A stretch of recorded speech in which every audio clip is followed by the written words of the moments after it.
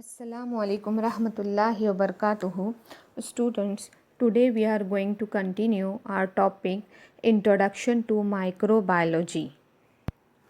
Students, in ninth standard we have studied antibiotic. Can you recall what do you mean by antibiotic? So its answer is carbon compounds obtained from some bacteria and fungi which are able to destroy or prevent the growth of harmful microorganisms are called antibiotics. Bacteria और fungi से जो carbon compound हासिल होते हैं उनमें इतनी सलाहियत होती है कि वो नुकसानदेह खुरदुबिनी जानदार या हार्मफुल माइक्रो ऑर्गेनिज़म को ख़त्म कर सकते हैं या उनकी ग्रोथ को रोक सकते हैं। उसे हम एंटीबायोटिक कहेंगे।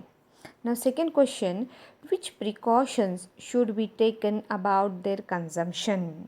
उनका इस्तेमाल करते वक्त क्या एहतियात बरतना ज़रूरी है? First point is it is dangerous to take antibiotic at our own will. हम अपनी मर्ज़ी से अगर एंटीबायोटिक लेते हैं तो वो बहुत ही ख़तरनाक हो सकता है। They should be taken only when a doctor prescribe to take dose. हमें एंटीबायोटिक उसी वक्त लेना चाहिए जब डॉक्टर हमें प्रिस्क्राइब करेगा। We should not purchase any antibiotic from medical stores without a prescription from a doctor. Doctor के prescription के बगैर हमें मेडिकल स्टोर से एंटीबायोटिक नहीं खरीदना चाहिए। हम अक्सर ऐसा करते हैं कि कुछ हमें छोटी मोटी बीमारी हो जाती है तो अपने तौर पर मेडिकल स्टोर से दवाई खरीदते हैं। We should not use antibiotics according to own will to treat common diseases like a throat infection, common cold और influenza. थ्रोट इन्फेक्शन होता है, हलक में खराश होती है या सर्दी होती है या इन्फ्लुएंज़ा के लिए हमें अपनी खुद की मर्ज़ी से एंटीबायोटिक नहीं लेना चाहिए। The dosage of the antibiotics as told by doctor should be completed and should not be left halfway even if one feels well. Doctor ने जो एंटीबायोटिक का कोर्स दिया हुआ है उसे मुकम्मल तौर पर लेना है, उसे दरमियान में ही नहीं छोड़ना है। अक्सर ऐसे होता है कि एक दो टैबलेट के बाद में हमें अच्छा लगता है और फिर हम वो जो दवाई है उसको बंद कर देते हैं, तो इस तरीके से नहीं करना है, उसे कंप्लीट लेना है। Even if we find antibiotic very effective, we should not suggest antibiotics to other people. जो एंटीबायोटिक हमारे लिए फ़ायदेमंद है, इफ़ेक्टिव है, असरदार है, तो वो सेम एंटीबायोटिक को दूसरे लोगों को हमें सजेस्ट नहीं करना है कि आप भी ये एंटीबायोटिक ले लो, आपके लिए भी एंटीबायोटिक फ़ायदेमंद रहेगी।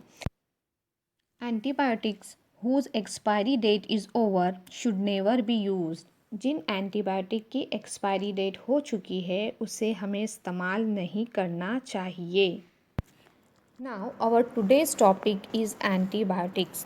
Many diseases of human and other animals have been controlled due to antibiotics obtained from different types of bacteria and fungi. मुख्तलिफ़ किस्म के बैक्टीरिया और फंगी के ज़रिए हासिल करदा एंटीबायोटिक की वजह से इंसान और दीगर हैवानात के कई अमराज पर काबू पाया जा चुका है। Examples like penicillin, neomycin, gentamicin, streptomycin, tetracycline, vancomycin, cephalosporins, monobactam and bacitracin, etc. are used against various strains of gram-positive and gram-negative bacteria. ये जो एंटीबायोटिक है इनका इस्तेमाल ग्राम पॉजिटिव और ग्राम नेगेटिव बैक्टीरिया के खिलाफ किया जाता है। Rifamycin is effective against tuberculosis. TB के लिए रिफामाइसिन बहुत ही मौसर साबित होता है। Now, next point is microbes and fuels. First, gaseous fuel. Methane can be obtained by microbial anaerobic decomposition of urban agricultural and industrial waste. Methane gas ये जो urban यानी शहरी ज़राती और सनती जो वेस्ट है कचरा है उसके एनाएरोबिक डिकम्पोजिशन से यानी ऑक्सीजन के गैर मौजूदगी में उनका तजिया होता है और मीथेन गैस तैयार होती है. Second, ethanol and alcohol is a clean, smokeless fuel obtained during fermentation of molasses by the yeast Saccharomyces. Saccharomyces नामी खमीर या ईस्ट को जब गन्ने के बाकियात में मिलाते हैं तब इथेनॉल अल्कोहल नामी एक साफ ईंधन मिलता है. साफ यानी बगैर धुएं के जलने वाला ईंधन है ये. Third, hydrogen gas is considered to be the fuel of future. Hydrogen gas ये इसको मुस्तकबिल का ईंधन माना जाता है. Hydrogen gas is released during biophotolysis of water in which bacteria perform the photoreduction. What is biophotolysis? Biophotolysis is a dissociation of water into hydrogen and oxygen. Water dissociate होता है हाइड्रोजन और oxygen in presence of light की मौजूदगी में. तो dissociation की वजह से हाइड्रोजन गैस रिलीज़ होती है और ऑक्सीजन भी होती है. But in which bacteria perform the photo reduction. लेकिन बैक्टीरिया क्या करते हैं ऑक्सीजन को यूज़ करते हैं और हाइड्रोजन गैस रिलीज़ होती है. Similar to fuels, various industrial chemicals are also produced through microbial process. Fuel की तरह ही बहुत सारे केमिकल्स इंडस्ट्रियल केमिकल्स ये माइक्रोबायल प्रोसेस से तैयार किए जाते हैं. Examples various alcohols, acetone, organic acid. Alcohol acetone यानी नेल पेंट रिमूवर होता है वो एसीटोन.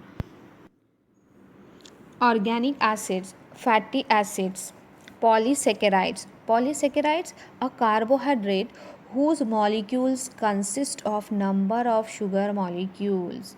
पॉलीसेकेराइड एक कार्बोहाइड्रेट है जिसमें बहुत सारे शुगर मॉलिक्यूल्स होते हैं, शक्कर के मॉलिक्यूल्स होते हैं. That are useful as raw materials in chemical industry. और ये सब केमिकल इंडस्ट्री में खाम माल के तौर पर इस्तेमाल होते हैं. Some of these are useful as raw materials for plastic and food products. उसमें से कुछ खाम माल के तौर पर प्लास्टिक और ग़िज़ाई अशिया बनाने के लिए इस्तेमाल किए जाते हैं. Now, the next point is biofuel. Observe the diagram of biofuel, that is the biofuel production. In this diagram, biomass is collected from the plant, then cellulose is formed from the plant. From the cellulose, sugar is obtained, and after the fermentation of sugar, biofuel is formed. When we used biofuel, carbon dioxide gas is given out in the atmosphere and which is used by the plant for the process of photosynthesis. In this way, biofuel is formed. Biofuel is important among the renewable source of good energy. नए ज़माने के तवानाई के ज़राए में biofuel एक अहम ज़रिया है. These fuels are available in solid, ठोस हालत में ये पाया जाता है. Example coal, dung, crop residue, पत्थर का कोयला, गोबर और जो नबातात हैं उनके बाकियात. Then liquid, vegetable oils, alcohol. माय हालत में जो वेजिटेबल ऑयल है नबाती तेल और अल्कोहल. गैसियस हालत में गोबर gas, coal gas forms. Gaseous हालत में गोबर गैस है और कोल गैस है. These fuels are easily available and in plenty of quantity. और ये जो ईंधन बहुत बड़ी मिकदार में और आसानी से दस्तयाब होते हैं। These are reliable fuels of the future. मुस्तकबिल में इन्हीं ईंधनों पर इन्हिसार है।